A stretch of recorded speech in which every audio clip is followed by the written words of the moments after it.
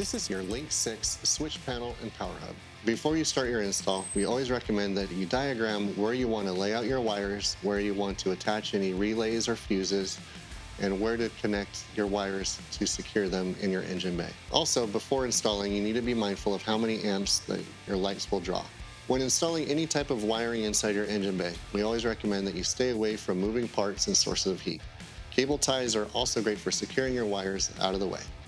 We've installed the Lynx 6 on this mid-size wagon. The Lynx 6 will allow you to control any off-road lighting or 12-volt accessory. When you remove the lid, you'll see spare fuses. You'll also see this green line here.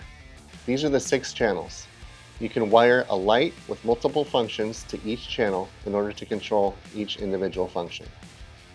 We've installed the 60 amp circuit breaker near the battery in the power hub. Ensure that you install your power hub and your circuit breaker away from moving parts and sources of heat. This circuit breaker will protect your electrical system from power surges. This also is wired to the keypad inside the vehicle.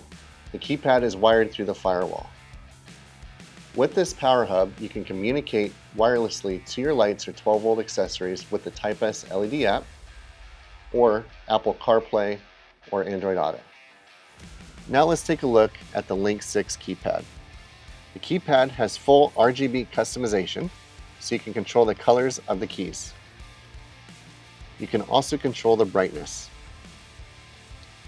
When you press a button, an LED will light up. The LED will tell you that that button is activated.